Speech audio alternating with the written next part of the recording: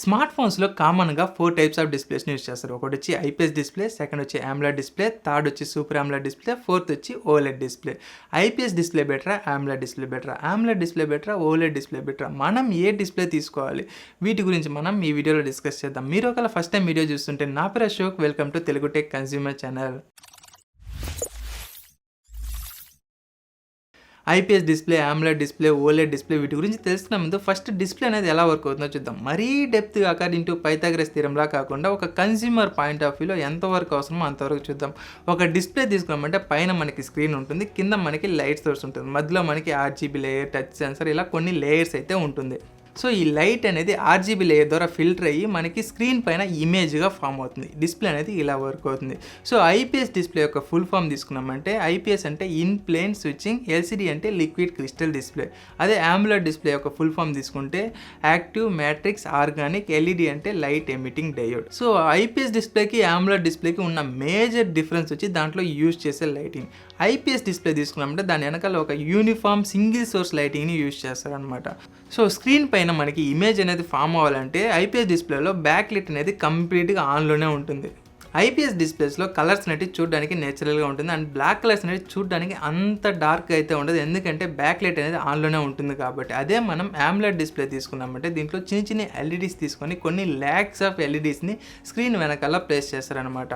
So ఈ ఒక్కొక్క LEDs అనేవి ఇండివిజువల్గా కంట్రోల్ అవుతుంది. సో మనకి ఎక్కడైతే ఇమేజ్ అనేది స్క్రీన్ పైన చూపించాలో అక్కడ వరకే ఎల్ఈడీస్ అనేవి ఆన్ అవుతుంది, రిమైనింగ్ ప్లేసెస్లో ఎల్ఈడీస్ అనేవి ఆఫ్ అయిపోతుంది. సో దీనివల్ల AMOLED డిస్ప్లేస్లో కలర్స్ అనేవి వైబ్రెంట్గా చూడడానికి చాలా బాగుంటుంది అండ్ స్క్రీన్ పైన ఎక్కడైతే బ్లాక్ కలర్స్ ఉంటుందో అక్కడైతే ఎల్ఈడీస్ టర్న్ ఆఫ్ అయిపోతుంది కాబట్టి బ్లాక్ కలర్స్ చూడడానికి చాలా డార్క్ అయితే ఉంటుంది. సెకండ్ మేజర్ డిఫరెన్స్ వచ్చి ఐపీఎస్ డిస్ప్లేస్లో మనకి బ్యాక్ లైట్ అనేది ఒక యూనిఫామ్ లైట్ సోర్స్ యూజ్ చేస్తారు కాబట్టి దాన్ని మ్యానుఫ్యాక్చర్ చేయడం అనేది కొంచెం ఈజీ. సో దానివల్ల మనకి ఐపీఎస్ డిస్ప్లేస్ యొక్క కాస్ట్ అనేది తక్కువగా ఉంటుంది. సపోజ్ మీరు యూజ్ చేసే ఫోన్లో ఐపీఎస్ డిస్ప్లే ఉంటే అది ఒకవేళ ఏమైనా డ్యామేజ్ అయినా దాన్ని రీప్లేస్ చేయాలన్నా కూడా మీకు తక్కువ ఖర్చులోనే దాన్ని రీప్లేస్ అనేది చేయొచ్చు.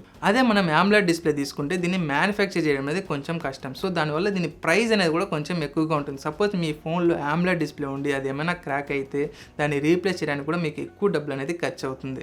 ఒక ఐపీఎస్ డిస్ప్లేతో కంపేర్ చేస్తే AMOLED డిస్ప్లేలో మనకి ఏమేమి అడ్వాంటేజెస్ ఉంటుందంటే AMOLED డిస్ప్లేలో కలర్స్ అనేవి వైబ్రెంట్గా ఉంటుంది, చూడడానికి చాలా బాగుంటుంది అండ్ బ్లాక్ కలర్స్ అనేవి చాలా డార్క్ అయితే ఉంటుంది.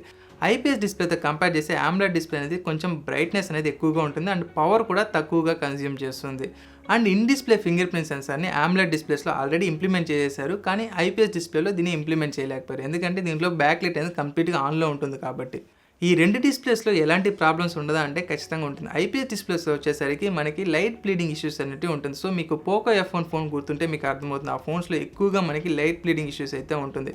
సో మనకి ఎడ్జ్లో, కార్నర్స్లో మనకి లైట్ అనేది బ్లీడ్ అవుతూ ఉంటుంది, ఎందుకంటే దీంట్లో మనకి సింగిల్ సోర్స్ లైటింగ్ని యూజ్ చేస్తారు కాబట్టి. అదే మనం AMOLED డిస్ప్లే తీసుకుంటే దీంట్లో మనకి స్క్రీన్ బర్నింగ్ ఇష్యూస్ అనేవి వస్తుంది. సో మనకి కొన్నిసార్లు పిక్సెల్స్ అనేవి బర్న్ అయిపోతే అక్కడ వరకు కొంచెం లైట్ ఎల్లో కలర్లో ఫామ్ అయిపోతుంది. అప్పుడు మనం మళ్ళీ కంప్లీట్గా డిస్ప్లేని రీప్లేస్ చేయాల్సి ఉంటుంది. AMOLED డిస్ప్లేకి సూపర్ AMOLED డిస్ప్లేకి మరీ అంత డిఫరెన్స్ అయితే ఉండదు. AMOLED డిస్ప్లేకి అప్గ్రేడెడ్ వర్షనే సూపర్ AMOLED డిస్ప్లే. AMOLED డిస్ప్లేతో కంపేర్ చేస్తే సూపర్ AMOLED డిస్ప్లేలో మనకి బ్రైట్నెస్ అనేది 20% ఎక్కువగా ఉంటుంది, పవర్ అనేది 20% తక్కువగా కన్జ్యూమ్ చేస్తుంది అండ్ థిక్నెస్ అనేది AMOLED డిస్ప్లే కంటే సూపర్ AMOLED డిస్ప్లే అనేది ఇంకా థిన్గా అయితే ఉంటుందన్నమాట. AMOLED డిస్ప్లేకి OLED డిస్ప్లే కూడా పెద్ద డిఫరెన్స్ అయితే ఉండదు. సో OLED డిస్ప్లే కూడా సేమ్ మనకి AMOLED టెక్నాలజీనే యూజ్ చేస్తారు. OLED యొక్క ఫుల్ ఫామ్ ఏంటంటే organic light emitting diode. OLED డిస్ప్లేస్లో మనకు ఉన్న మెయిన్ అడ్వాంటేజ్ ఏంటంటే దీంట్లో కలర్ క్యాలిబ్రేషన్ అనేది బాగుంటుంది. సో కలర్స్ అనేది చూడడానికి నేచురల్గా ఉంటుంది అండ్ టచ్ రెస్పాన్స్ అనేది చాలా బాగుంటుంది OLED డిస్ప్లేస్లో. OLED డిస్ప్లేస్ అనేవి మ్యానుఫ్యాక్చర్ చేయడం అనేది కొంచెం కాస్ట్ అనేది ఎక్కువ అవుతుంది, AMOLED డిస్ప్లే కంటే కొంచెం కాస్ట్ అనేది ఎక్కువ అవుతుంది. సో ఈ OLED డిస్ప్లేస్ మేజర్గా మనకి ఐఫోన్స్లోనే ఎక్కువగా యూజ్ చేస్తుంటారు. ఈ వీడియోలో మనం ఐపీఎస్ డిస్ప్లేస్లో ఉన్న ప్రోస్ అండ్ కాన్స్ గురించి డిస్కస్ చేసాం, AMOLED డిస్ప్లేస్లో ఉన్న ప్రోస్ అండ్ కాన్స్ గురించి డిస్కస్ చేసాం.